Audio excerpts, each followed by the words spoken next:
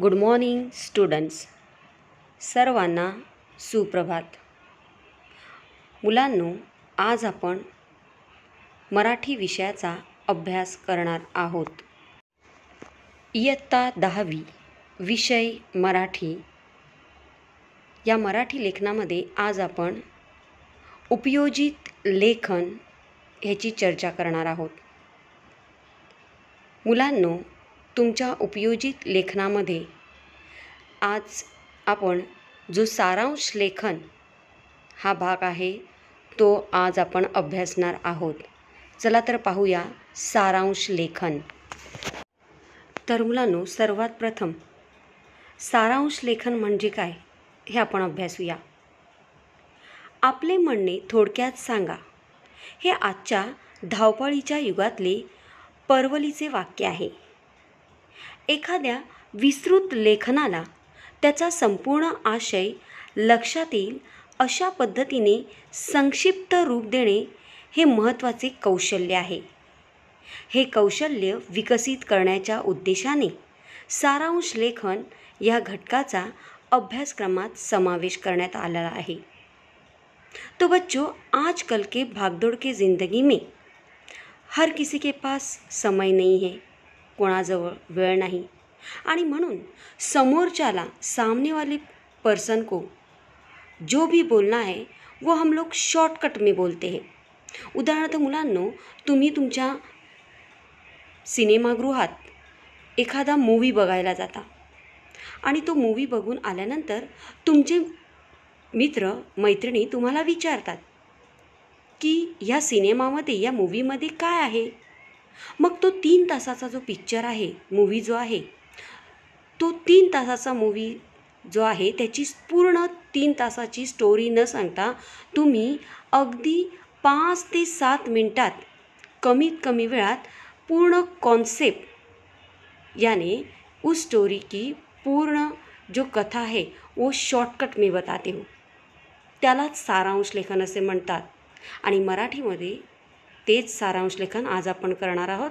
In English summary writing. इंग्रजीमध्ये या सारांश लेखनाला समरी रायटिंग असे म्हणतात. तो बच्चों, ये समरी रायटिंग हे सारांश लेखन मराठीमध्ये कशा प्रकारे केले जाते ह्याचे सर्वात प्रथम आज आपण नियम अभ्यासूया. सारांश लेखनाच्या पायऱ्या मीन्स सारांश लेखनाचे नियम. नंबर 1, दिलेल्या परिच्छेदाचे वाचन. जो भी पैसेज आप लोग को समरी राइटिंग के लिए, सारांश लेखन के लिए दिया जाता है उसका सही ढंग से वाचन कीजिए. 2, परिच्छेदातील आशयाचे आकलन होणे. पैसेज में जो कॉन्सेप्ट बताई है उस कॉन्सेप्ट को आपको समझ कर लेना है. 3, मध्यवर्ती विचार जाणून घेणे. जो भी कॉन्सेप्ट है उसका मेन पॉइंट, त्याचा मूळ मुद्दा काय आहे हे समजून घेणे. आणि 4, समजलेला विचार स्वतःच्या शब्दात थोडक्यात मांडणे. आणि जे काही तुम्हाला तो पॅसेज वाचून, परिच्छेद वाचून जे काही कळेल ती कॉन्सेप्ट अगदी थोडक्यात कमीत कमी शब्दात तुम्हाला लिहायची आहे. ह्यालाच सारांश लेखन असे म्हणतात. बच्चों, याद रखो, सारांश लेखन कम से कम शब्दों में किया जाता है. मुलांनो, कमीत कमी शब्दात सारांश लिहिणे व त्यातून परिच्छेदातील आशयाचा पूर्ण अर्थ प्रतिबिंबित होणे महत्त्वाचे आहे. यानी पैसेज की कॉन्सेप्ट जो है वो कम से कम वर्ड में आप लोग को यहाँ पर समरी राइटिंग के तौर पर सारांश लेखनाच्या माध्यमातून तुम्हाला लिहायचे आहे. मुलांनो, तुमच्या बोर्डाच्या 10वीच्या परीक्षेत उपयोजित लेखनाचा जो प्रश्न आहे, प्रश्न क्रमांक 5 यामध्ये तुम्हाला 6 गुणांसाठी पत्रलेखन किंवा सारांश लेखन हे विचारले जाते. आता तुम्हाला पत्रलेखन करायचं आहे की सारांश लेखन करायचं आहे, that one depend on students. ते तुम्हावर अवलंबून आहे. चला तर मुलांनो, या सारांश लेखनाची एका परिच्छेदाच्या माध्यमातून आज आपण चर्चा करूया. एक पैसेज के ज़रिए हम लोग डिस्कशन करते हैं कि कैसे कम से कम वर्ड में अगदी कमीत कमी शब्दांमध्ये पैसेजची कॉन्सेप्ट कशी मांडली जाते, पैसेज को कम से कम लाइन में कैसे लिखा जाता है, हे आज आपण सारांश लेखनामध्ये अभ्यासूया. मुलांनो, तुमच्या इयत्ता 10वीच्या मराठी अक्षरभारती या शाळेतून दिलेल्या वर्कबुकमध्ये जो पान क्रमांक 25 आहे, यामध्ये दिलेल्या एका सारांश लेखनावर आधारित परिच्छेदाची आपण आज चर्चा करूया. Workbook page number 25. इस पन्ने पर जो समरी राइटिंग, मराठी का समरी राइटिंग है, सारांश लेखन है, इसकी आज हम उत्तर के साथ उत्तरासहित चर्चा करणार आहोत. मराठी अक्षरभारती वर्कबुक पान क्रमांक 25 सारांश लेखन. वर्कबुक पेज नंबर 25 सारांश लेखन. चला तर मुलांनो, सर्वात प्रथम आज आपण वर्कबुकमधील पेज नंबर 25 वरील परिच्छेदचे वाचन करूया. पेज नंबर 25 सारांश लेखन. भाषा ही माणसाने निर्माण केलेली महान शक्ती आहे. माणसाचे विचार, भावना व अनुभव परस्परांना व्यक्त करण्याचे भाषा हे एक महत्त्वाचे साधन आहे. भाषेच्या माध्यमातून माणूस परस्परांना समजावून घेऊ शकतो. विचारांच्या देवघेवीप्रमाणे भाषा हे ज्ञान संपादनाचेही प्रभावी साधन आहे. जीवनमूल्यांचा संस्कार भाषेच्या माध्यमातून होत असल्यामुळे भाषेचे कलात्मक रूप जोपासणे आवश्यक आहे. भाषेच्या या साहित्य माध्यमातून बोलण्यात आणि लिहिण्यात परिपक्वता येते. व्यक्तिमत्वाच्या जडणघडणीस मदत होते. मानवी जीवनाची व्यापकता आणि अंतःकरणाची गहनता विद्यार्थ्यांनी समजून घेता येते.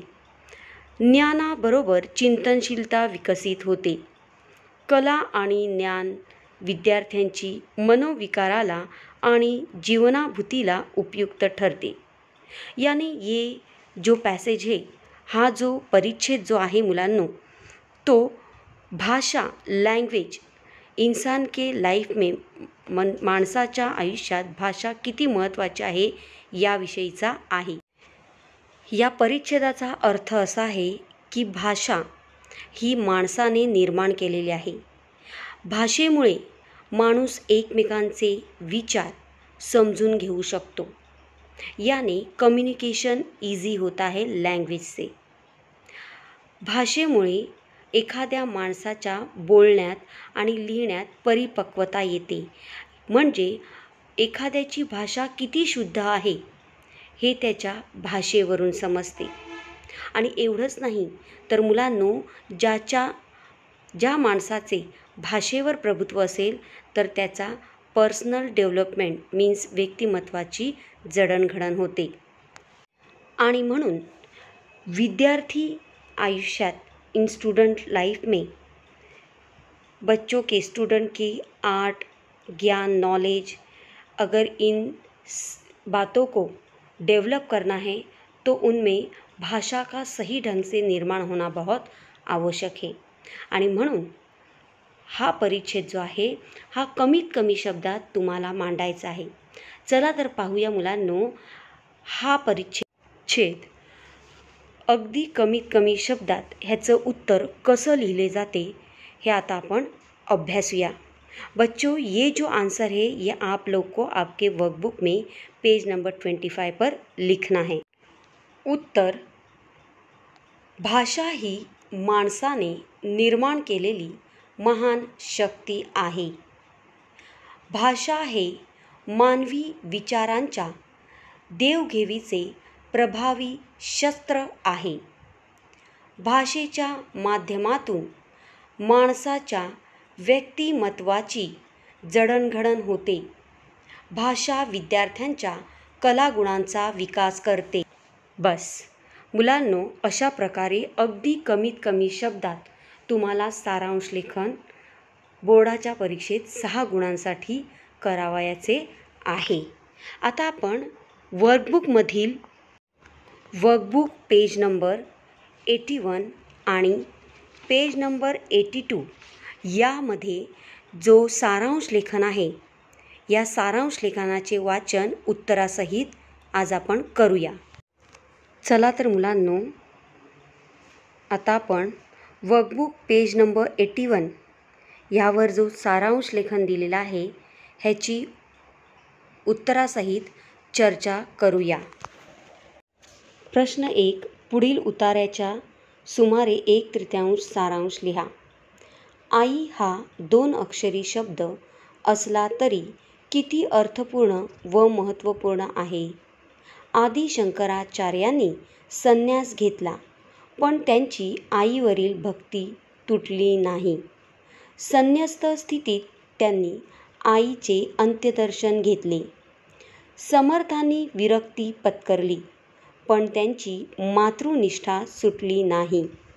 आई म्हणून कोणी आईस हाक मारी म्हणणाऱ्या साने गुरुजींनी आईविषयी व्यक्त केलेला उत्कट भाव कोणाच्याही अंतःकरणाचा ठाव घेणारा आहे. उपनिषदकारांनी तर आईला परमेश्वर मानले आहे. मातृदेवोभव या वचनातून त्यांची अभिव्यक्ती होते. आई म्हणजे एक व्यक्ती नसून आई म्हणजे मांगल्य, वात्सल्य, प्रेम, जिव्हाळा, सात्विकता, ऋजुता इत्यादी भावभावनांचे उत्कट दर्शन आहे. शहरी वा ग्रामीण, सुशिक्षित व अशिक्षित, श्रीमंत व गरीब व वृद्ध असली तरी आई अखेरीस आईच असते. आई म्हणजे चैतन्याचा अखंड झरा आहे. सर्व आश्रय संपतात, पण आईचा आश्रय कधीच संपत नाही. सर्व अपराध पोटात घालणारी एकमेव व्यक्ती म्हणजे आई. तो बच्चों, यहाँ पर माँ म्हणजेच आईविषयी इम्पॉर्टन्स सांगितलेले आहे की आई काय असते. अगदी इतिहास काळापासून उपनिषद वगैरे जे ग्रंथ आहेत त्यामध्ये आईला महत्त्वाचं स्थान आहे. असं म्हटलं जातं की मातृदेवोभव म्हणजे आईच्या चरणाशी देवाचं दर्शन. म्हणजेच आईमध्ये मांगल्य असतं, पवित्रता असते, प्रेम असतं, वात्सल्य असतं, जिव्हाळा असतो. वेगवेगळ्या भावना तिच्यामध्ये लपलेल्या असतात. ती शिकलेली असू दे किंवा न शिकलेली असू दे, पढ़ी लिखी हो या अनपढ़ हो, फिर भी माँ तो माँ ही रहती है. बच्चों, दुनिया के हर रिश्ते ख़त्म हो जाते, लेकिन माँ का रिश्ता ख़त्म नहीं होता. आणि हेच मुलांनो तुम्हाला कमीत कमी शब्दात लिहायचे आहे. चला तर मुलांनो, या परिच्छेदाचे उत्तर आपण अभ्यासूया. मराठी वर्कबुक पेज नंबर 81 का जो परिच्छेद है उसका उत्तर सारांश लेखन कम से कम शब्दों में मैंने आपके सामने रखा है. बघा उत्तर. आई या शब्दातच सारे काही सामावलेले आहे. तिच्यामधून प्रकट होणाऱ्या भावभावना प्रत्येकालाच परमेश्वराचीच अभिव्यक्ती घडवतात. आई कशीही असली तरी ती आईच असते. आईपाशी सर्व अपराधांना क्षमा असते. जगातले इतर काही संपले तरी आईचा आधार कधीही संपत नहीं. तो बच्चों, ये आपका कम से कम वर्ड में सारांश लेखन का आंसर है, जो कि आप लोग को वर्कबुक में लिखना है. जे मुलांना तुम्हाला पेज नंबर 81 वर हे उत्तर लिहायचं आहे कमीत कमी शब्दांमध्ये. Next page number 82. प्रश्न दुसरा. पुढील उताराच्या सुमारे 1/3 सारांश लिहा. तर मुलांनो, आता आपण वर्कबुक पेज नंबर 82 सारांश लेखन अभ्यासू. सर्वात प्रथम परिच्छेदाचे वाचन करू. आपण जेथे पाहू तेथे परमेश्वरच आहे, परंतु आपण आंधळे आहोत.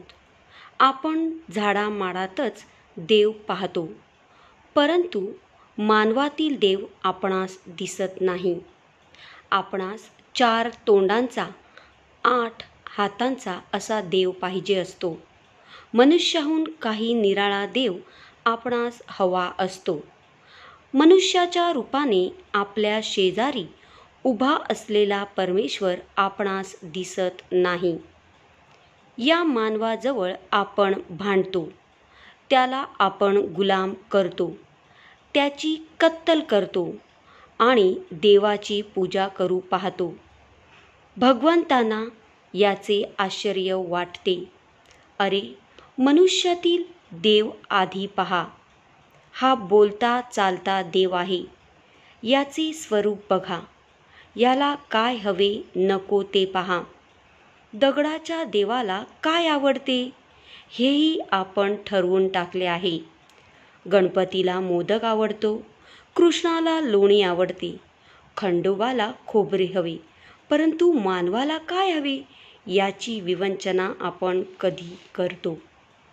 तो बच्चों, ये जो पैसेज है वो इंसान पर डिपेंड है. बच्चों, हर जगह भगवान का निवास आहे. प्रत्येक ठिकाणी सर्वत्र परमेश्वर आहोत. पण आपण मूर्तीत देव पाहतो. मुलांनो, खरा देव हा माणसात आहे. इंसानियत में बच्चों भगवान छुपा है. हमारे सामने जो भी मूर्ति दिखाई देती है, भले उस मूर्ति को 4 मुँह हो, 8 हाथ हो, लेकिन हमारी नज़र में वो मूर्ति भगवान के स्वरूप है. लेकिन बच्चों, इंसान में एक भगवान छुपा है. माणसामध्ये देव लपलेला आहे आणि हा परिच्छेद माणसाची खरी ओळख करून देतो. तर मुलांनो, आपण नेहमी विचार करतो की गणपतीला मोदक आवडतो, कृष्णाला लोणी आवडते, परंतु हे माणसा जरा विचार कर की तुझ्या सभोवताली माणूस आहे, गरीब दीनदुबळी माणसं आहेत, त्यामध्ये परमेश्वराचा निवास आहे. त्या माणसाचा विचार कर. आता मुलांनो, हा जो परिच्छेद आहे ह्याचा सारांश कसा लिहिला जातो ते पाहूया. तर मुलांनो, तुमच्या वर्कबुकमध्ये पेज नंबर 82वर हे आन्सर तुम्हाला लिहायचे आहे. उत्तर आहे, देव हा सर्वत्र आहे. आपल्याला भोवतालच्या माणसात देव दिसत नाही, कारण आपणास माणसाहून वेगळ्या रूपात देव हवा असतो. देवांना आपण वेगवेगळ्या प्रकारचे नैवेद्य देतो, पण भुकेल्या माणसाला अन्न देत नाही. याचे प्रत्यक्ष परमेश्वरालाही नवल वाटते. खरे तर भोवतालच्या दीनदरिद्री मानवांची सेवा हीच खरी परमेश्वर भक्ती होय. जनसेवा हीच ईश्वर सेवा होय. अशा प्रकारे मुलांनो, हा सारांश लेखन तुम्हाला कमीत कमी शब्दात या ठिकाणी लिहायचा आहे. तो बच्चों, इस वीडियो में हम लोगों ने वर्कबुक मराठी वर्कबुक के पेज नंबर 25, पेज नंबर 81 और पेज नंबर 82, इस पेज पर जो सारांश लेखन है, इन पैसेज की उत्तर सहित चर्चा की है, जो आपको मराठी वर्कबुक में लिखना है. तर मुलांनो, पान क्रमांक 25, 81 आणि 82 हे पेजेस उत्तरासहित मी तुम्हाला या व्हिडिओमध्ये दिलेले आहेत. So students, complete your workbook page number 25 सारांश लेखन answer. Next workbook page number 81 सारांश लेखन answer. and third one workbook page number 82 सारांश लेखन आन्सर. तर मुलांनो, तुमच्या वर्कबुकमध्ये हे तिन्ही पॅसेज सारांश लेखनचे तुम्हाला लिहायचे आहेत. तर मुलांनो, हे सारांश लेखन कमीत कमी शब्दात कसे लिहायचे आहे हे तुम्हाला नक्कीच समजले असेल. धन्यवाद. Stay home, stay safe. Thank you so much. Have a nice day.